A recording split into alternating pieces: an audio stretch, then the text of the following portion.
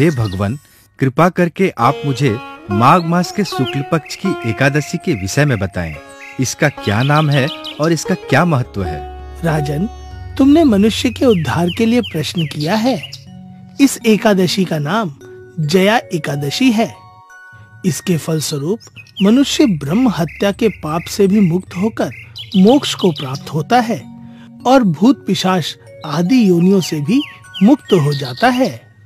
प्रभु, यह व्रत इतना महत्वपूर्ण है?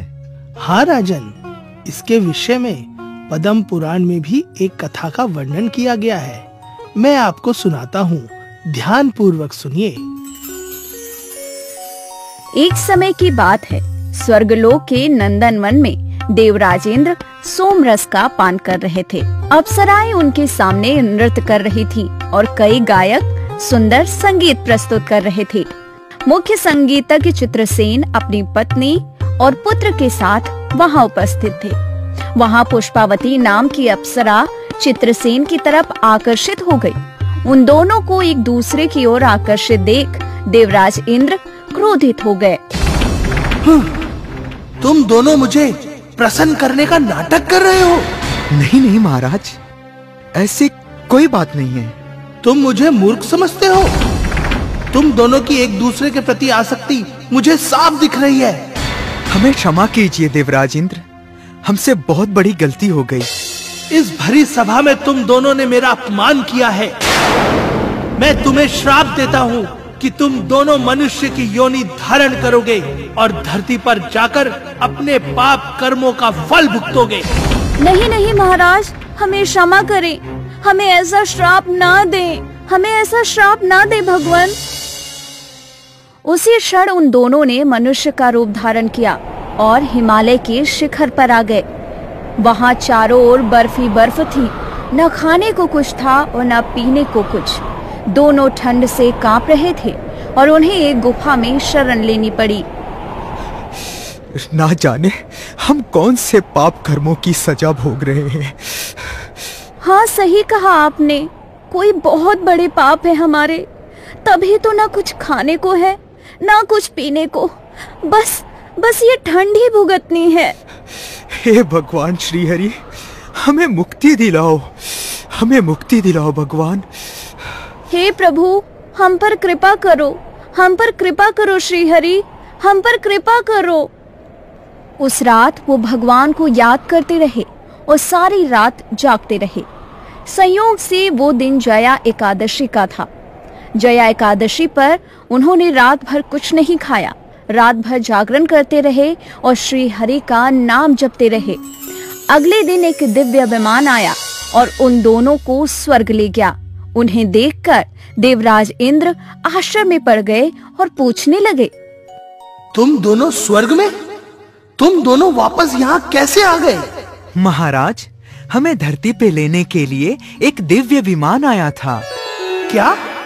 तुमने ऐसे कौन से पुण्य कर्म किए जो तुम्हें इतनी जल्दी मेरे श्राप से मुक्ति मिल गई? राजन, ये तो भगवान श्री हरि की कृपा से हुआ है। हमने अनजाने में उनके प्रिय जया एकादशी का पालन किया, जिसके फल स्वरूप हमें दोबारा ये दिव्य शरीर प्राप्त हुआ। ओह, तो ये बात है। भगवान श्री हरि की भक्ति, पूजा व सेवा के फलस्वरूप मैं तुम्हें पुनः स्वर्ग में स्थान देता हूँ। इस कथा से हमें यही सीख मिलती है कि मनुष्यों को जया एकादशी का श्रद्धा और निष्ठा पूर्वक पालन करना चाहिए। जय श्री हरि विष्णु। महाभारत काल की बात है। पांडव महाभारत का युद्ध जीत चुके थे और अपना राजपाट संभाल रहे थे। इसी बीच युधिष्ठिर ने हजारों ब्राह्मणों की सेवा करी और उनको भरपूर दान दिया। इस बात का घमंड अर्जुन को हो गया। उसे लगता था कि उसके भाई से बड़ा ब्राह्मण सेवक और धर्म का पालन करने वाला इस जगत में और कोई नहीं है। माधव, आपने देखा, कल मेरे भैया ने अश्वमेध यज्ञ कराया और हजारों ब्राह्मणों को भरपूर दान दिया। क्या मेरे भैया जितना बड़ा ब्राह्मण सेवक व उनके जितना बड़ा धर्मराज इस संसार में है कोई? पार्थ ब्राह्मण सेवा में और धर्मराजों की गिनती में युधिष्ठिर तो सबसे आखिर में हैं। सबसे आखिर में? आपकी ये बात मैं नहीं मानता। मुझे कोई एक ऐसा दानवीर व ब्राह्मणों की सेवा करने वाला व्यक्ति दिखा दीजिए जो मेरे भैया से भी बड़ा हो। चलो मेरे साथ। इसके बाद अर्जुन और भगवान श्री कृष्ण एक ब्राह्मण का रूप धारण करते हैं। भगवान श्री कृष्ण अपनी माया से एक बूढ़ा शेर बनाते हैं और फिर ब्राह्मण के रूप में बूढ़े शेर को अपने साथ लेकर राजा मोरध्वज के महल पहुंचते हैं।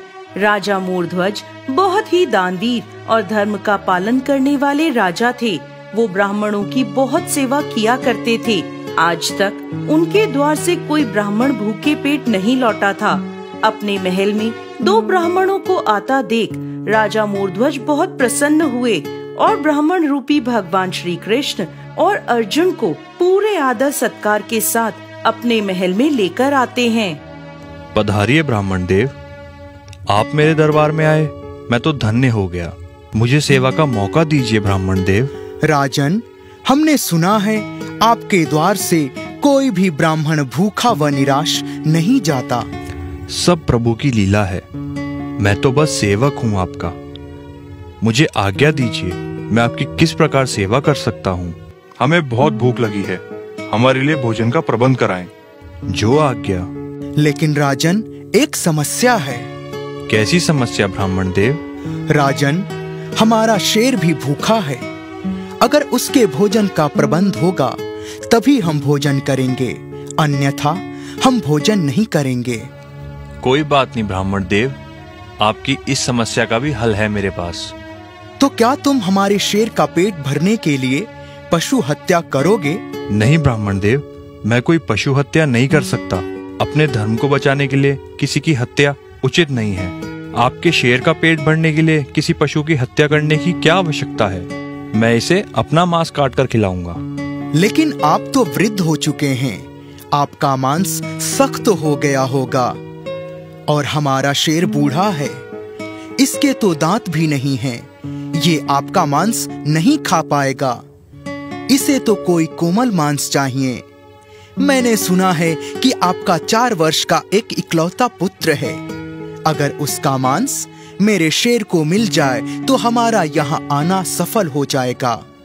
यह बात सुनते ही राजा मोरध्वज थोड़ा घबरा गए, क्योंकि वो अपने पुत्र ताम्रध्वज से बहुत स्नेह करते थे, लेकिन वो अपने धर्म को भी नहीं छोड़ सकते थे। वो किसी ब्राह्मण को खाली हाथ अपने द्वार से कैसे जाने देते? ब्राह्मण देव, मेरे पुत्र के जीवन पर केवल मेरा अधिकार नहीं है, उस पर उसका भी अधिकार है। मैं बिना उसकी सहमति के उसके प्राण नहीं ले सकता। आप थोड़ा सा समय दें, मैं अपने पुत्र से पूछ कर आता हूँ। राजा मोरध्वज भारी मन लिए अपने पुत्र ताम्रध्वज के पास जाते हैं और उससे पूछते हैं, पुत्र, तुम्हारे पिता पर एक धर्म संकट आन पड़ा है।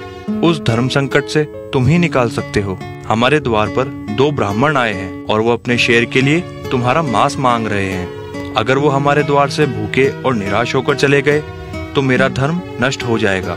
तो क्या तुम मेरे धर्म के लिए अपने प्राण दे सकते हो? पिताजी, आप मुझसे पूछ रहे हैं? पिताजी, आप आज्ञा कीजिए, मैं अपनी जान को हंसते हुए आपकी हथेली में रख दूंगा। एक पुत्र का यही धर्म होता है कि वो अपने पिता के धर्म की रक्षा करे। बेटा, आज तूने अपने पिता की लाज रख ली। पिताजी, आप इसके बारे में एक बार माँ से भी पूछ लीजिए, क्योंकि मेरे पे सिर्फ आपका ही अधिकार नहीं है, मेरे पे माँ का भी उतना ही अधिकार है। मैंने सब सुन लिया है। आपने जो निर्णय लिया है आप वही कीजिए, मैं मना नहीं करूंगी। आपके धर्म की रक्षा करना मेरा भी कर्तव्य है और इसमें मैं भी आपका साथ दूंगी। राजा मोरध्वज और पद्मावत अपने पुत्र ताम्रध्वज की बलि देने के लिए तैयार हो जाते हैं।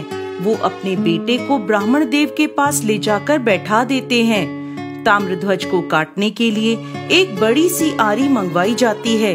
इससे पहले ताम्रध्वज को काटा जाए, ताम्रध्वज अपने माता पिता के कान में रुई लगाते हैं। पुत्र, ये क्या? तुम हमारे कानों में रुई क्यों डाल रहे हो?